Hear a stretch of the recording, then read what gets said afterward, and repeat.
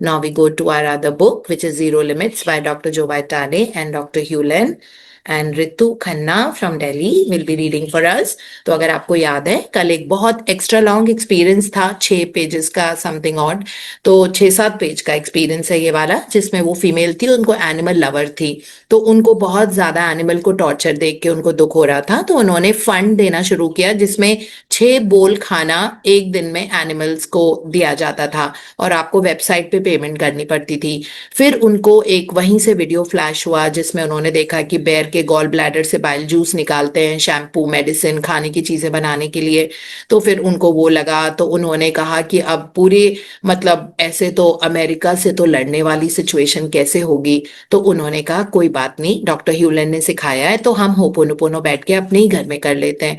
तो इस फीमेल ने होपोनोपोनो करना शुरू किया और ऐसा वो मतलब वो वाला जहाँ का उन्होंने वीडियो देखा था, वहां के फार्मर्स जो एनिमल फार्मर्स थे, उन्होंने उन बेयर्स को जो भालू थे जिनको केज में रखा होता था उनको छोड़ दिया, सबको रिलीज कर दिया। और सिर्फ रिलीज ही नहीं किया, उनका ट्रीटमेंट भी कराया, क्योंकि वो obviously they were all like in that state.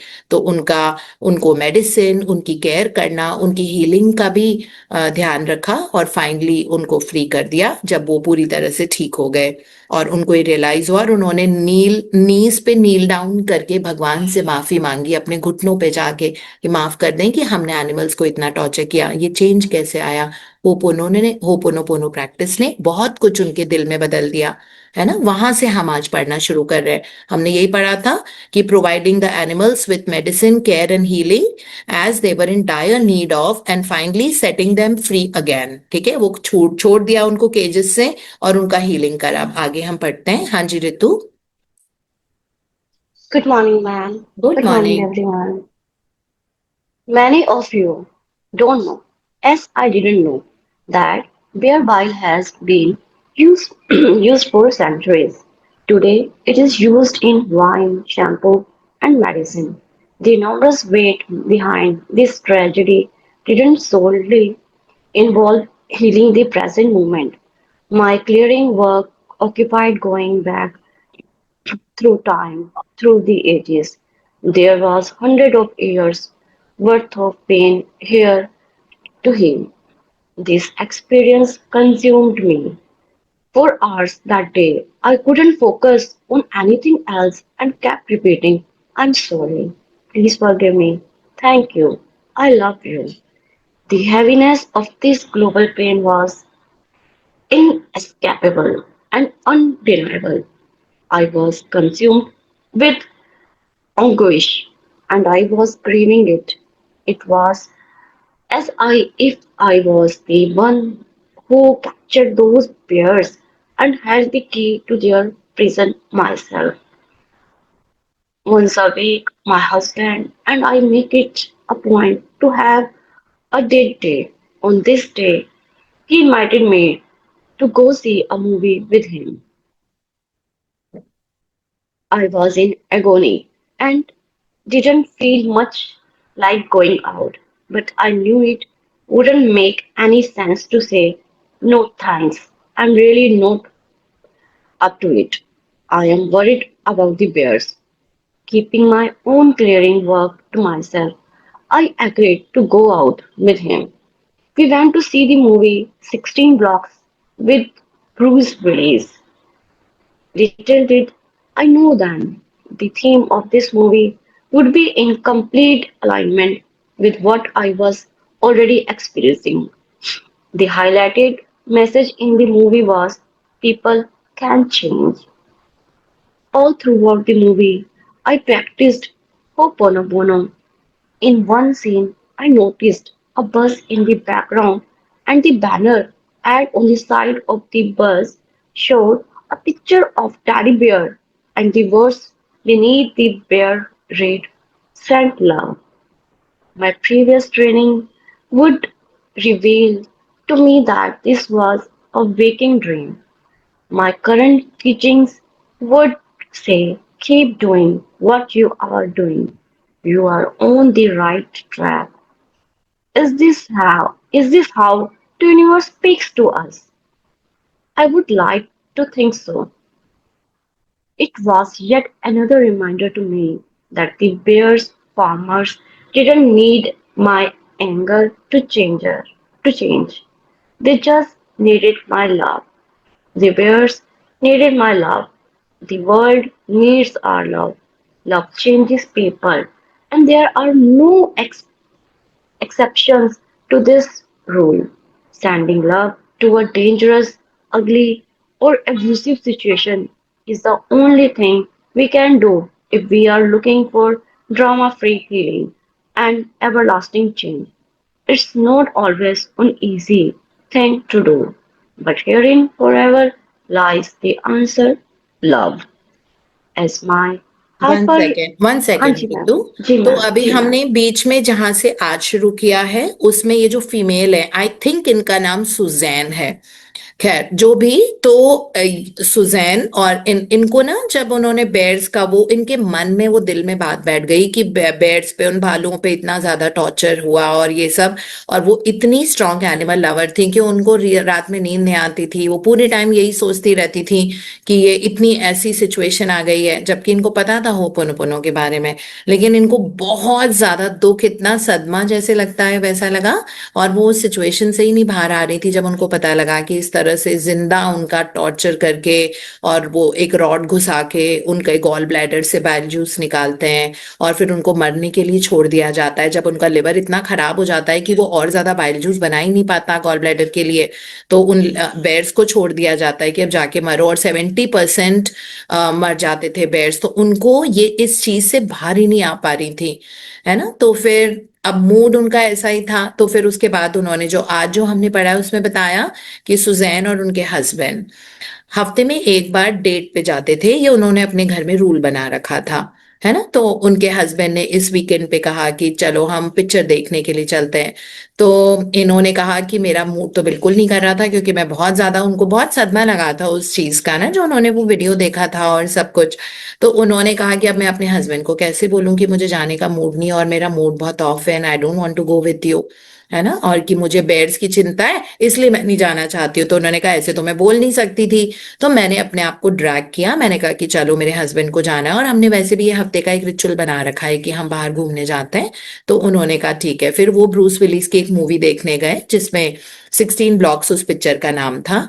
और वो मूवी में बहुत सारे ऐसे मैजिक क्यू बोलते हैं ना, जैसे भगवान हमसे बात कर रहे हैं और हमारे क्वेश्चंस का आंसर कर रहे हैं, वैसे वो सारे वहां पे उनको दिखे उस मूवी के अंदर। एक जगह लिखा हुआ था पीपल कैन चेंज, दूसरी जगह लिखा हुआ था दैट गिव लव, है ना। तो ये दोनों चीजें उनके लिए था, बिकॉज ये क्या दे रही थी, वरी की एनर्जी दे रही थी, है ना। सुजैन वरी की एनर्जी दे रही थी उन जानवरों के प्रति। तो वरी की एनर्जी से तो वरी और ज्यादा बढ़ेगा।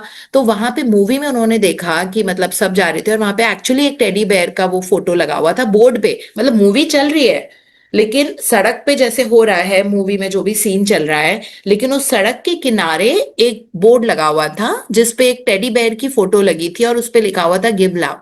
तो अब देखो ये कितना सब ऑर्केस्ट्रेटेड था, इनकी जो होपोनोपोनो इन्होंने किया था बेयर्स के लिए, कि सारे बेयर छूट गए थे और वो सारा कुछ। तो उसकी वजह से यूनिवर्स ने ऐसी सिचुएशन ऑर्केस्ट्रेट की कि उनको, उनके हस्बैंड ने सारा, मतलब वो डेट नाइट जो थी उसमें से पिक्चर ही देखना चूज किया और यही वाली पिक्चर चूज की। और इस मूवी में ही सुजैन का ध्यान उन उन जगहों पे गया। I mean like I am not sure Suzanne ही नाम है, ऐसा कुछ याद आ रहा है, ठीक है।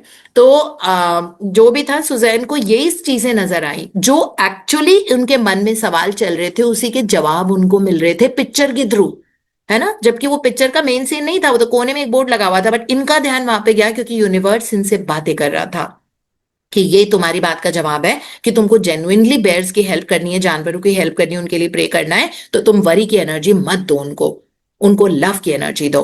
बस इतना हमने पढ़ा है। तो इस तरह उनको वो मतलब सिग्नल मिला यूनिवर्स से। हाँ जी रितु। जी as my hypervigilance started to quiet down and the days faded into an evening, the nausea, anxiety, guilt, pain, and grief that I was feeling earlier were finally starting to subside. Still, I continued to Ho'oponopono my way throughout the remainder of the day until I fell asleep the night. Not too long thereafter, I was walking past the television one day and heard the newscaster announce a recent bear rescue. In my heart of hearts, I knew that this message was meant for me, that I was given confirmation of how we truly can make a difference in any part of the world, no matter where we live. And yes, even when we are out eating popcorn and watching a movie. Thank you, Dr. Joe and Dr. Ruland, and all of those before you have brought the message of Ho'oponopono into our lives so that we can awaken and carry the knowledge that we have the power to heal the world and make a difference. Our work here has only just begun. Please let us always remember harm none, love everything, love everyone. Ho'oponopono travels across time. Suzanne Burns, www.thankyouth.com. हाँ जी, तो ये जो Suzanne है, Suzanne ही इनका नाम है। तो वो एक्चुअली जब पिक्चर देख रही थी अपने हस्बैंड के साथ बैठ के, तो पूरे टाइम इनके मन में ना बहुत दुख दुख जैसा हो रहा था, मतलब इंजॉय नहीं कर रही थी वो पिक्चर, तो पूरे टाइम होपोनोपोनो कर रही थी अपनी उस फीलिंग के लिए। उसके बाद उन्होंने करती रही वो, जब उनको ये मैसेज मिला यूनिवर्स से पिक्चर में कि just give love and keep giving love, तो उन्होंने ये सोचा कि वो तो वरी वाली फीलिंग दे रही थी, तो उन्होंने लगातार अपने आप को क्लीन किया। और उसके बाद उनका फियर, उनकी एंजाइटी, उनको ना बड़ा नौजिया सा हो रहा था ये सोच सोच के कि आप किसी कैसे जिंदा जानवर के अंदर से उसका बॉडी के ऑर्गन को पंचर करके कुछ निकाल सकते हो और उनको मरने के लिए छोड़ देते हो बाहर। तो वो इस नौजिया, उनके अंदर जो फेयर आ रहा था उससे निकल नहीं पा रही थी, पर धीरे धीरे वो सेटल हो गया।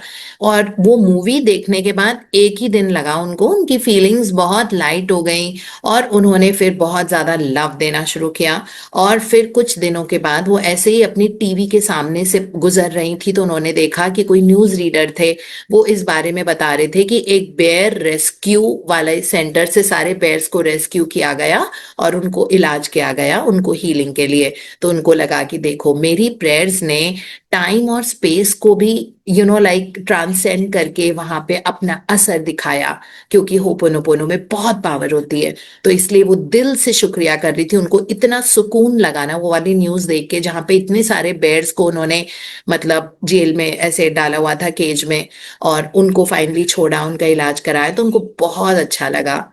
क्योंकि वो यूएस का एक बहुत बड़ा बेयर वाला वो था, मतलब केज था जो जहां पे उनको रखते थे।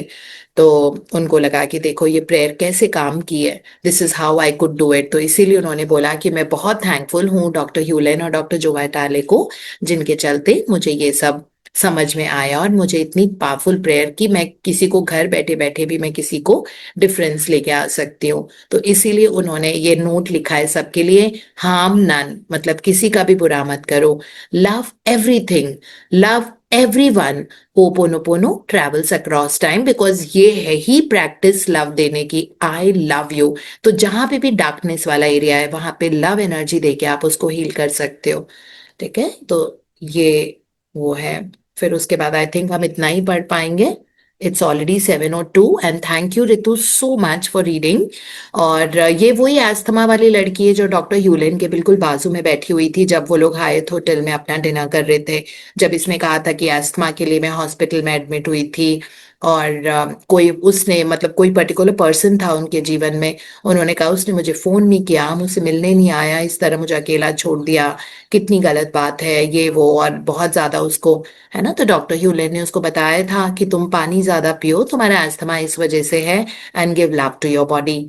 तो अब नेक्स्ट वाला जो एक्सपीरियंस है वो अस्थमा का उन्हीं का है ना। इसमें इनमें लिखा हुआ है after over 50 years of asthma and allergy जो इनको थी, रेस्पिरेटरी इशू था 50 साल तक, किस तरह मतलब एक एक मॉर्निंग जब ये उठी, one evening it it went away finally, so that's what she has shared about her experience.